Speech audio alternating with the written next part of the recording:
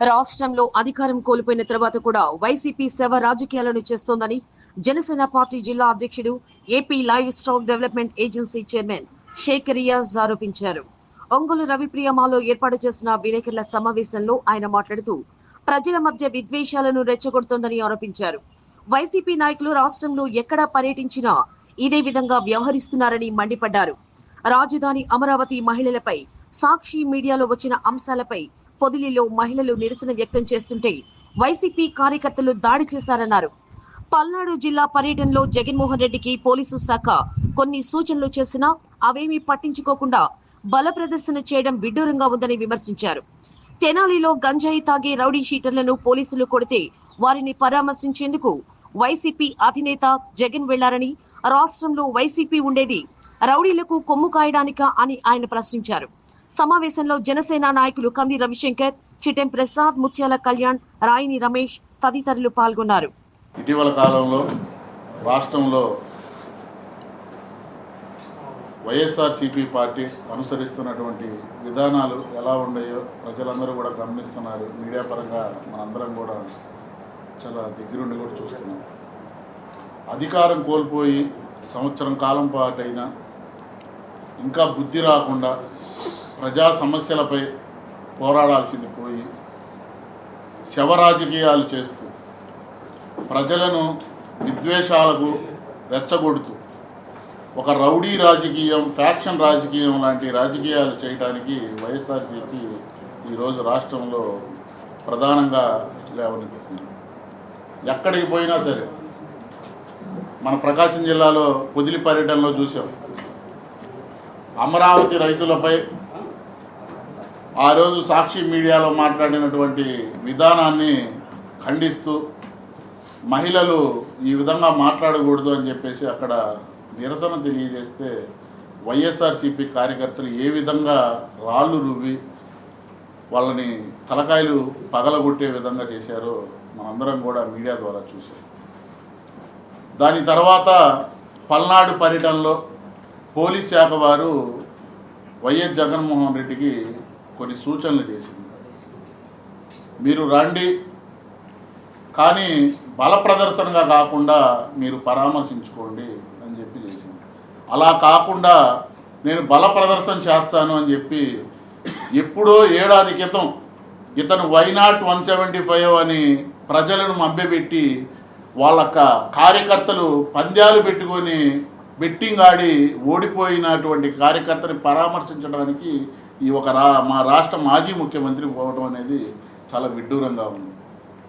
ఈయన ఎక్కడికి పోయినా, తెనాలికి పోయాడు, తెనాల్లో కూడా అంతే. గంజాయి తాగే రౌడీ షీటర్లని పోలీసు వారు కుడితే వాళ్ళని పరామర్శించడానికి వెళ్తాడు. అంటే ఈ రాష్ట్రంలో వైఎస్ఆర్సీపీ పార్టీ ఉంది రౌడీలని పరామర్శించడానికి, రౌడీలని కొమ్ము కాయటానికైనా అని మేము అడుగుతున్నాం జనసేన పార్టీ నుంచి. ఎందుకంటే పోలీసు వారు పల్నాడులో సూచనలు ఇచ్చిన తర్వాత కూడా అంతమంది జనాభాతో అతను వెళుతుంటే స్వయాన అతను కారు కింద వాళ్ళ పార్టీ కార్యకర్త సింగయ్య అనే వ్యక్తి కారు టైర్ కింద పడ్డ ఏమాత్రం కనికరం లేకుండా లాక్కెళ్ళినటువంటి విధానాన్ని మనం చూసాం. ఎందుకంటే దారిని పోయేటప్పుడు ఏ యాక్సిడెంట్ జరిగినా సరే మానవత్వంతో వాళ్ళ దగ్గరికి ఆగి అంబులెన్స్ని పిలిచి అంబులెన్స్లో ఎక్కించి మనం ఉంటాం. కనీసం మానవత్వం లేదు, కనికరం కూడా లేదు. ఈడ్చి పక్కన పడేసి వెళ్ళినటువంటి వ్యక్తి ఈ రాష్ట్ర మాజీ ముఖ్యమంత్రి జగన్మోహన్ రెడ్డి.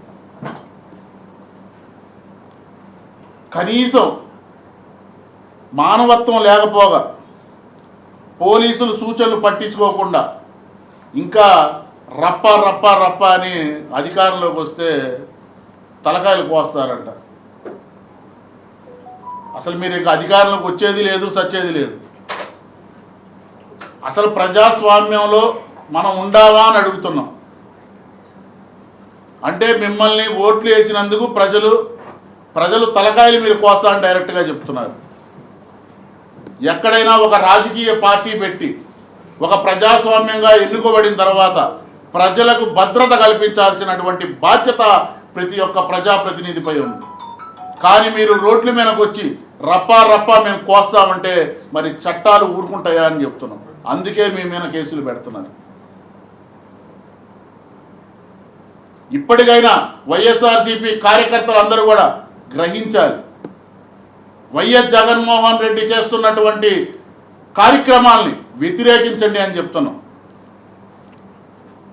ఎందుకంటే తన కార్యకర్తే కాదు టైర్ కింద పడి చనిపోయింది. దానితో పాటు ఇంకొక కార్యకర్త కూడా గుండెపోటుతో చనిపోయాడు. మరి ఆ కార్యకర్తను పరామర్శించలేదే నువ్వు? అంటే నీ బండి టైర్ కింద పడి చనిపోతే 10 లక్షలు ఇచ్చి ఆ కుటుంబానికి 10 లక్షలు ఇస్తావా? అంటే ఒక మనిషి ప్రాణం ఖరీదు 10 లక్షలు అని మేము అడుగుతున్నాం. ఏ వేల కోట్లు దోచుకున్నావు కదా? అంటే నీ జేబుల్లో నుంచి ఎవడికి కూడా రూపాయి ఇవ్వకూడదు, నువ్వు మాత్రం పెద్ద పెద్ద మాటలు మాట్లాడుతావు. మరలా ఈరోజు ఒక న్యూస్ వచ్చింది, నీ ర్యాలీ పరంగా ఒక అంబులెన్స్లో హాస్పిటల్కి వెళ్ళాల్సినటువంటి వ్యక్తి చనిపోయాడని చెప్పి ఈరోజు మీడియాలో వచ్చింది. మరి ఎంతమందిని నువ్వు పొట్టన పెట్టుకుంటావు జగన్మోహన్ రెడ్డి అని మేము అడుగుతున్నాం. కాబట్టి నువ్వు రప్పా రప్పా అని కొయ్యాల్సినటువంటి పరిస్థితి ఆంధ్ర రాష్ట్ర ప్రజలు రానీరు. కూటమి చాలా బలంగా ఉంది. రాబోయే ఎన్నికలకు కూడా కూటమి కలిసి వెళ్తుంది. నువ్వు గనక ఇలాగే ప్రవర్తిస్తే నీకు ప్రజలిచ్చే తీర్పు 0 అని చెప్పి జనసేన పార్టీ నుంచి హెచ్చరిస్తున్నాను. ఈరోజు ఆంధ్రప్రదేశ్లో జరుగుతున్న విషయాలన్నీ కొన్ని జనసేన పార్టీ అధ్యక్షులు రియాజ్ గారు అని చెప్పారు. అట్లే పాలనలో జరుగుతున్న ఈ 1 ఇయర్ జరిగిన తర్వాత మొన్న కూటమి ప్రభుత్వం అందరూ కలిసి ఒక గవర్నమెంట్ మీటింగ్ జరిగిన తర్వాత ఆ మీటింగ్లో నారా చంద్రబాబు నాయుడు గారు, సీఎం గారు, డిప్యూటీ సీఎం పవన్ కళ్యాణ్ గారు, లోకేష్ గారు వీళ్ళందరూ కలిసి చెప్పిన వాగ్దానాలన్నీ మ్యాక్సిమం 80% ఫస్ట్ ఇయర్లో నెరవేర్చినందుకు ప్రతి ఒక్కళ్ళు సంతోషంగా ఈరోజు ఆంధ్రప్రదేశ్లో ఒక్క స్కామ్ లేకుండా ఈరోజు 1 ఇయర్ పాటు అందరూ కలిసి ఉమ్మడి కూటమి కలిసి ప్రతి ఒక్కరి నిర్ణయాలు తీసుకొని ముందు జరిగిన దానివలన ఎంతో బాగా జరుగుతుంది. చాలా హ్యాపీగా ఫీల్ అవుతున్నారు. ఈరోజు రోడ్లు కానీ ఇది కానీ అన్నీ డెవలప్మెంట్ గురించి ఎంతో ప్రతి ఒక్కరు హ్యాపీగా ఆనందంగా ఉన్నారు.